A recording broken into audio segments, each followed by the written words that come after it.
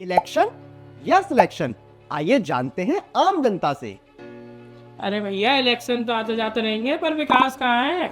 अरे भैया जी, जब तक सही नेता नहीं चुनोगे तब तक विकास की माला कहां से बुनोगे। जाओ वोट करो, जाके सही नेता चुनो और विकास की कहानी लिखो, जाओ। अरे भैया, हम क्या करें, पढ़ते पढ़ते निकल गई उम्र, गवर्नमेंट एग्जाम नहीं हुआ क्लियर। अरे मैडम जी, जब ऑफलाइन भटकोगी गली गली, किताबों के लड़ा दोगे ढेर, तो सफलता में तो होगी ना देर। सही चुनो, सुपर कोचिंग से जुड़ो, सफलता की कहानी लिखो। अरे रुको रुको, आप कहाँ जा रहे हो? जब माहौल है चुनाव का और वादों की लगी है रेल, तो एस्पिरेंट्स ने सुपर कोचिंग लेकर आया है इलेक्शन पे सिलेक्शन सेल, जहां पर आपको सभी सुपर कोचिंग पर मिल रहा है अप टू 90% ऑफ। तो जाइए इस सेल का लाभ उठाइए, सही चुनिए, सुपर कोचिंग से जुड़िए और सफलता की ओर कदम बढ़ाइए।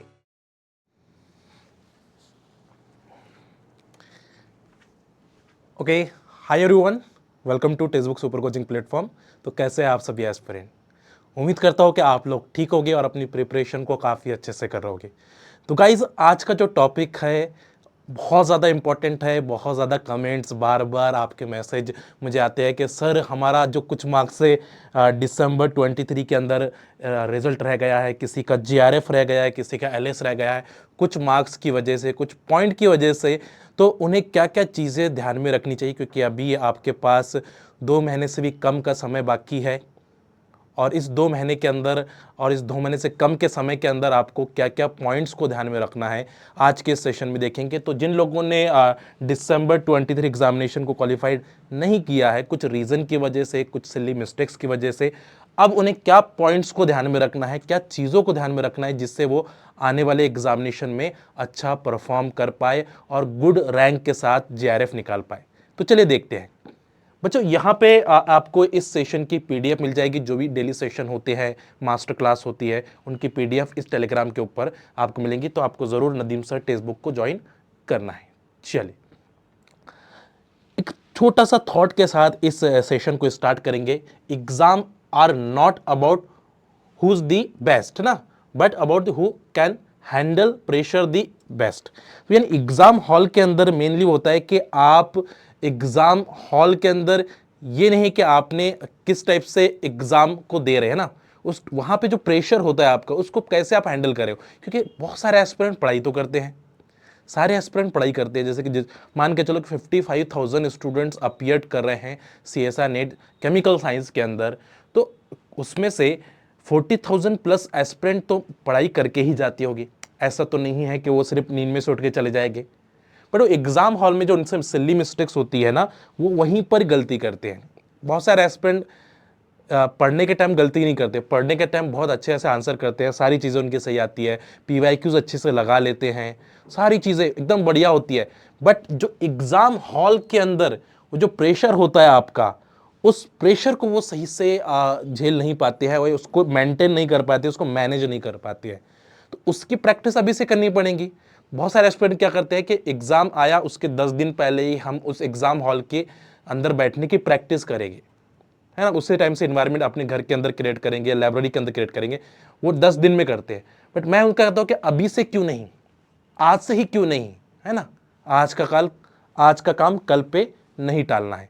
तो आपको ही बच्चों चीज़ें ध्यान में रखनी है कि आप सभी लोग पढ़ाई कर रहे हैं। आप, मुझे पता है कि बहुत कम मार्क्स से आपके एग्जाम नेशन के अंदर रिजल्ट रह जाता है। आप मुझे कमेंट करके भी बताइएगा कि कितने मार्क्स से आपका दिसंबर में एग्जाम रह गया है।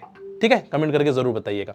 अब चलते बच्चों कि हमें क्या क्या चीज़ें अभी ध्यान में रखनी चाहिए। अभी आज से देखा जाए तो हमारे पास 60 डेज है, मान के चलो 60 डेज से भी कम का समय वैसे तो हमारे पास, क्योंकि जून के हम मान के चल रहे हैं कि मिड या एंड के अंदर, लास्ट वीक के अंदर हमारा एग्जामिनेशन होने वाला है, यानी थर्ड और लास्ट वीक के अंदर 21 से लेके 28 जून के बीच में आपका एग्जामिनेशन आ जाएगा। एप्लीकेशन फॉर्म तो जल्द से रिलीज होने वाला ही है आपका। ठीक है, तो यहाँ पे हमें क्या क्या पॉइंट्स को ध्यान में रखना है, क्योंकि मुझे पता है कि आप लोगों ने सिलेबस अच्छे से किया है, सिलेबस अच्छे से किया है ना, आपने प्रिपरेशन अच्छे से की है, मुझे पता है। क्योंकि आपके जब रिजल्ट रुक रहा है कुछ पॉइंट की वजह से, कुछ मार्क्स की वजह से, किसी का 10 मार्क्स के 5 मार्क्स, तो उन्हें क्या क्या चीज़ें अभी से ध्यान में रखनी है बच्चों। सबसे पहली बात ध्यान में रखिए, पहला पॉइंट, आप सभी एस्पिरेंट रिवीजन पे सही फोकस करें, क्योंकि बच्चे क्या करते हैं, अपनी नोट्स बना लिया उन्होंने, फुल लेंथ अपनी नोट्स बना लेते हैं, लेक्चर्स देखते हैं या रेफरेंस बुक से पढ़ते हैं, नोट्स बना लेते हैं, बट नोट्स बनाए बाद उसको प्रॉपर रिवाइज नहीं करते हैं। हमेशा ध्यान में रखिए, जब भी आपकी नोट्स बन जाए, फुल लेंथ वाली नोट्स बन जाए, उसको प्रॉपर रिवाइज जरूर करें। पहला पॉइंट ये होगा आपका कि यहां पे आपको रिवीजन प्रॉपर करना है, स्टार्टिंग रिवीजन। अब रिवीजन करे बाद आपको पता चल जाएगा कि कौन से पॉइंट इंपॉर्टेंट है और कौन से पॉइंट लेस इंपॉर्टेंट है, क्योंकि आप जब पहली बार पढ़ते हो तो आप सारे नोट्स के अंदर लिखते हो, सारे पॉइंट, जो इंपॉर्टेंट पॉइंट्स भी होते हैं और जो लेस इंपॉर्टेंट पॉइंट्स भी होते हो, सब लिख लेते हो। इसलिए आपकी जो बुक्स होती है ना, वो बहुत मोटी हो जाती है। इनऑर्गेनिक के लिए 2 से 3 बुक, फिजिकल के लिए 2 से 3 बुक, ऑर्गेनिक के लिए 3 से 4 बुक बना देते हो आप। और जब लास्ट मंथ में रिवीजन की बारी आती है तो कंफ्यूज हो जाते हो कि अरे भाई इतना सारा रिवाइज कैसे हो पाएगा 1 महीने के अंदर ही। इसलिए जब रिवीजन हो जाए आपका, है ना, जब आपकी नोट्स मेक हो जाए और 1 से 2 बार रिवीजन आप कर लो, मिनिमम 2 बार रिवीजन, उसके बाद आपको शॉर्ट नोट्स मेक करने हैं। सेकेंड पॉइंट क्या रहेगा, जो भी आपकी फुल लेंथ मटेरियल है आपके पास, जो आपने बनाया है, उसमें से उस पॉइंट्स को लिखना है जो आप भूल जा रहे हो। शॉर्ट नोट्स में तो उन्हीं पॉइंट्स को लिखना चाहिए जो आप भूल जाते हो, जहां पे कंफ्यूजिंग है, और जो आप जिसकी बेस पर आप अंडरस्टैंड कर रहे हो, सारी चीजें आपको समझ में आ रही है, तो लिखने की जरूरत नहीं है, क्योंकि जितने कम शॉर्ट नोट्स होंगी उतना आप कॉन्फिडेंस फील करोगे रिवीजन करने में। ठीक है, और रिवीजन उतने कम टाइम के अंदर होगा, जितने कम टाइम में रिवीजन होगा उतने कम टाइम के अंदर, क्योंकि आपने पहला रिवीजन तो फुल लेंथ उससे किया है। सेकंड जो रिवीजन आएगा वापस से जब मेक करोगे, सेकंड रिवीजन जब आप करोगे यहां से इस नोट से, तो बहुत ही कम टाइम के अंदर आप रिवाइज कर पाओगे, कम से कम टाइम के अंदर, ठीक है, रिवाइज कर पाओगे। मेक नोट्स करे बाद जब शॉर्ट नोट्स का रिवीजन है बाद, आपको जो टॉप पीवाईक्यूज है उसको सॉल्व करना है। अब टॉप पीवाईक्यूज का मतलब यह है कि जो अभी जो 5 साल के अंदर आपको पूछे जा रहे हैं, ऐसा नहीं कि 2011 से 2015 वाले क्वेश्चंस को आप सॉल्व करते बैठे हो, उसमें टाइम अपना वेस्ट कर रहे हो, क्योंकि अब जो पैटर्न आपका चेंज हुआ 2019 की बाद से आपका पैटर्न चेंज होगा। 2019 से पहले ऑफलाइन होता था, 2019 के बाद ऑनलाइन एग्जाम होना शुरू हो गया है। तो अब 2019 से लेके अभी तक जो 5 साल हमारे हुए हैं ना, तो इसके अंदर किस टाइप से क्वेश्चंस बनाए गए हैं, उसके टॉप पीवाईक्यूज आपको पहले सॉल्व करना है, नोट्स मेकिंग करे बाद, रिवीजन करे बाद, ठीक है। उसके बाद जो रेफरेंस बुक के क्वेश्चंस है, एंड वाले क्वेश्चंस होते हैं, उनको सॉल्व करना है पीवाईक्यूज के बाद, पहले नहीं, क्योंकि आपको आइडिया आ जाएगा जब पीवाईक्यू सॉल्व करोगे तो कौन से रेफरेंस बुक के क्वेश्चन इंपॉर्टेंट है और कौन से रेफरेंस बुक के क्वेश्चन लेस इंपॉर्टेंट है, आप उसको ध्यान में रख पाओगे, क्योंकि उससे आपको पता चलेगा कि आप रिपीटली कौन से कॉन्सेप्ट पे क्वेश्चंस बनाए जा रहे एग्जामिनेशन के अंदर। बात समझ में आ रही है?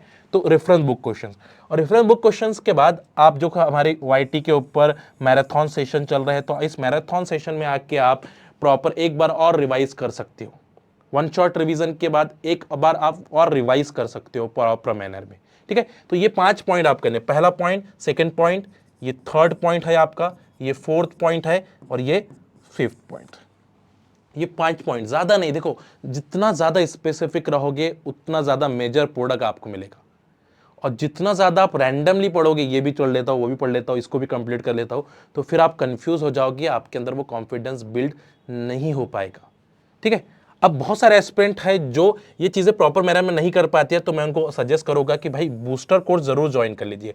अभी ऑफर भी चल रहा है, तो बूस्टर कोर्स इसमें सारी चीज़ें, ये जो चीज़ आज मैं बता रहा हूँ ना, ये सारी आपको बना के दी जा रही है पूरी, है ना, टीचर आपको पकड़ के रख रहा है, तो आप JRF बूस्टर कोर्स में आ सकते हो, ठीक है।